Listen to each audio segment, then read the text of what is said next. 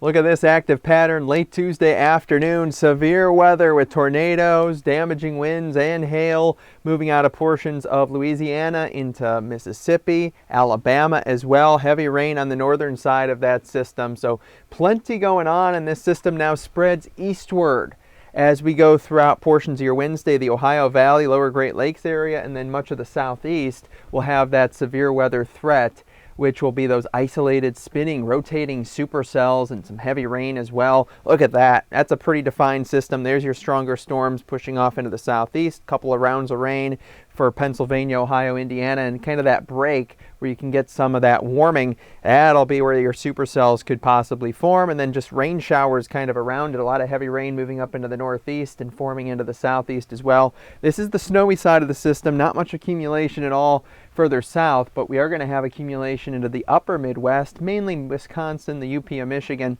Lots of rain across that east coast area there. Maybe isolated flooding areas. Then cold air enters in this system after a break on Thursday for portions of the Ohio Valley with a little bit of sun, migrates back down into the whole Great Lakes, Ohio Valley, northeast area, and that's going to likely cause colder air, a little bit of rain, and a rain-snow mix even into the weekend as it looks like right now. Okay, this is the last 30 days precipitation compared to average. That's well above average. Tennessee valleys into the portions of the south and portions of the Ohio Valley as well.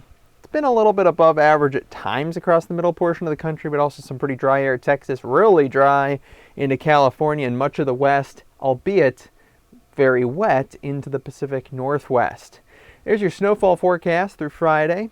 Pretty much Wisconsin, UP of Michigan with the main snow, few to maybe several inches on at least grassy surfaces.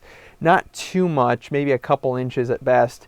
Otherwise, across portions of like Nebraska into Minnesota. This is going to be that pattern. It's cold air overall, I think, compared to average, because we're going to have a lot of these troughs across the Great Lakes, Midwest. Occasional warm-ups, just a little bit. And then another big areas of below average heights in the atmosphere, or typically troughiness, lowering the jet stream, building really across Midwest, Great Lakes, Ohio Valley, Northeast, off and on over the next 2 weeks or so. But I think there's going to be a little bit more of a warmer regime Intermountain West into the central U.S. at this point. Speaking of that area, it's going to be very dry and quiet as we go in towards portions of the weekend and early next week into the middle portion of the week there. Until we get a system to form. That'll be around like that Tuesday to Wednesday time frame when that really starts to build.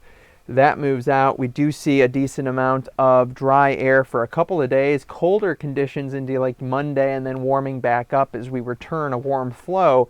That was those above average heights across the middle portion of the country, but we get that low pressure system I mentioned to start to form, pull in moisture from the Gulf of Mexico, and there it is.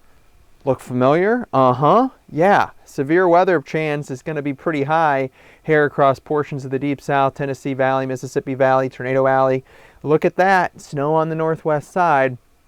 So it's a similar type of a look. The battle between the warm and the cold.